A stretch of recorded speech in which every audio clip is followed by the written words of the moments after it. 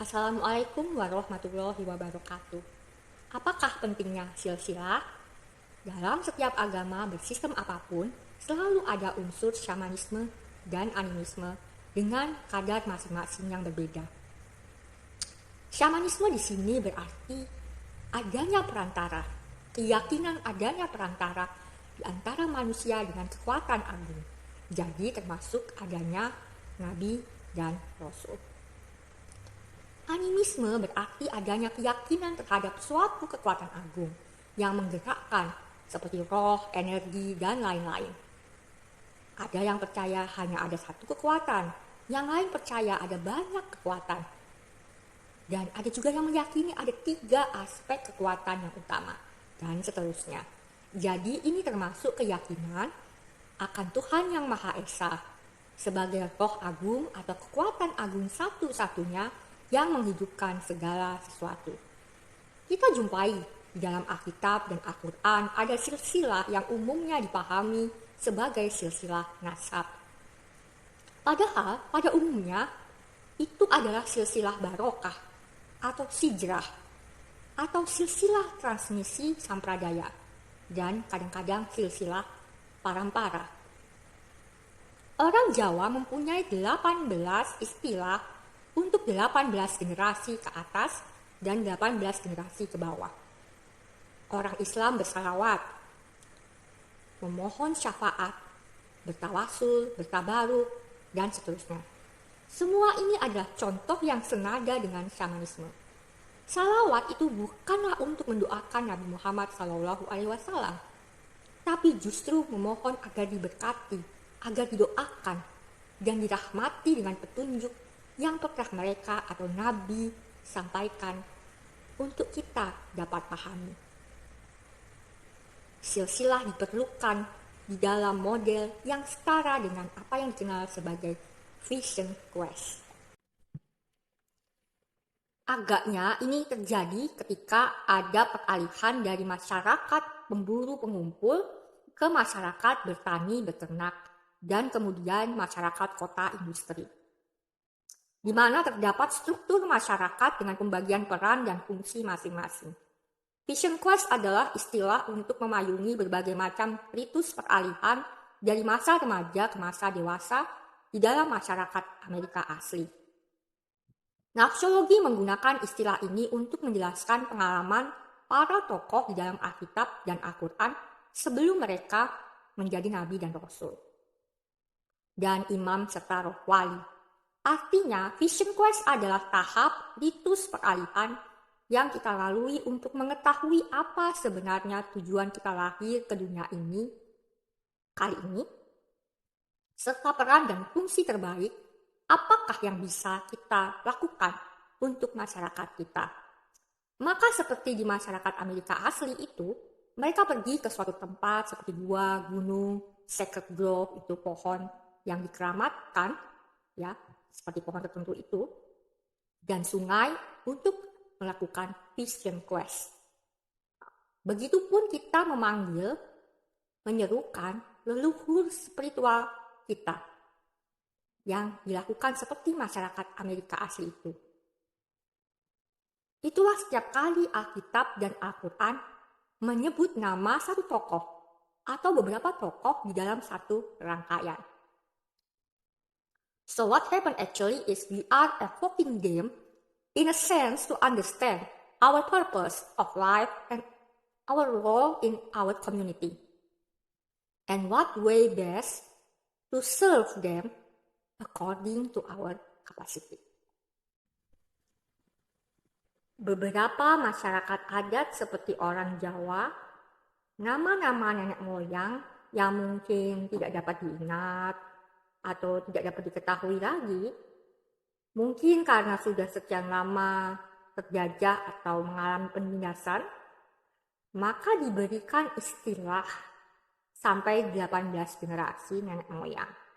Dan saat kita hidup saat ini, kita bisa memberi berkat kepada 18 generasi penerus kita, mendoakan mereka, dan agar kita nanti dapat tetap terhubung dengan mereka Karena barangkali sebelum misi hidup kita saat ini selesai, kita sudah mati terlebih dahulu.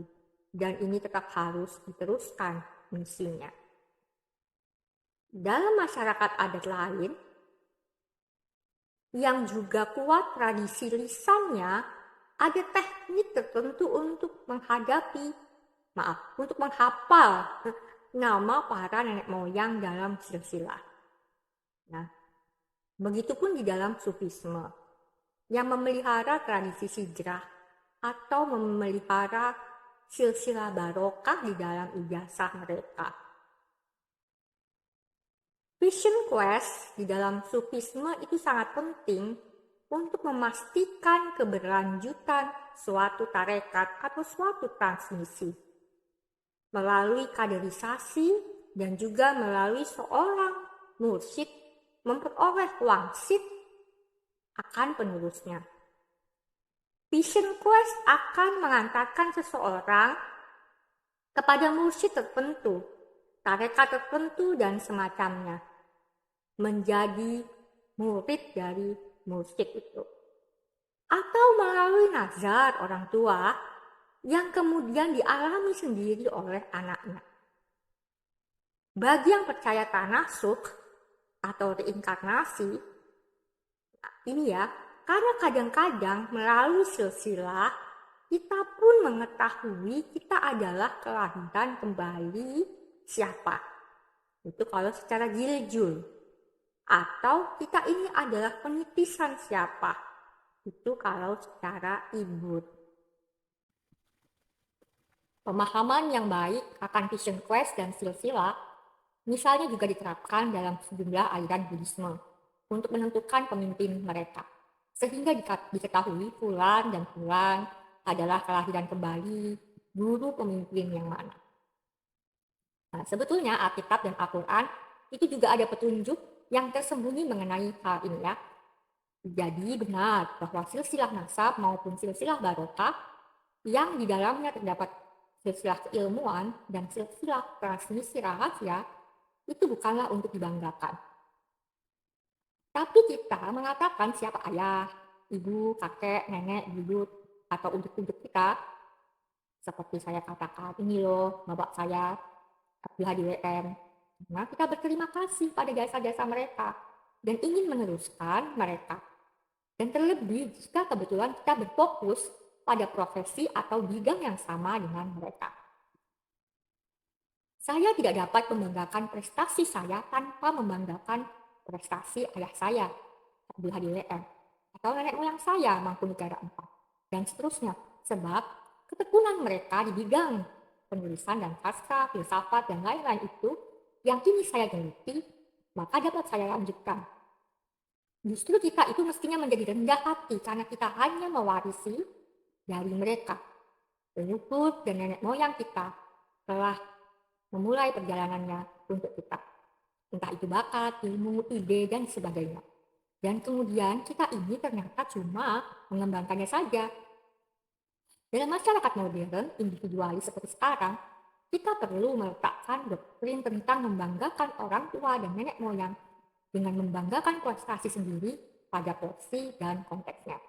Sebab kita telah tercabut sangat jauh dari budaya komunal atau keguyuban ratusan tahun lalu yang masih mengerti fungsi silsilah dan masih mengerti bagaimana pentingnya vision quest. Jadi di dalam masyarakat megapolitan global yang industrialis, kapitalis, neoliberal, dan hidup dalam kosmopolitan yang individualis dan egois, tentu saja silsilah dari vision quest tidak akan dilihat apa pentingnya. Nggak penting banget gitu sih. Karena kita tidak merasa perlu tahu untuk apa kita hidup kali ini. Kita cukup menjadi robot, budak, atau mesin bagi industri dan mempersembahkan hidup kita bagi kaum korporat atau kaum oligarki agar kita tetap dapat selamat dan menyintas. Yang penting aku hidup. Dan kemudian kita melarikan diri kita ke meditasi, yoga, sholat, aktivitas karitatif ya seperti memberi amal sedekah dan semacamnya apabila kita lelah dan jenuh atau stres dan depresi agar kita bisa menemukan kebahagiaan kita sendiri. Maka kita kemudian menemukan pertanyaan, apa sih pentingnya silsilah? Gitu.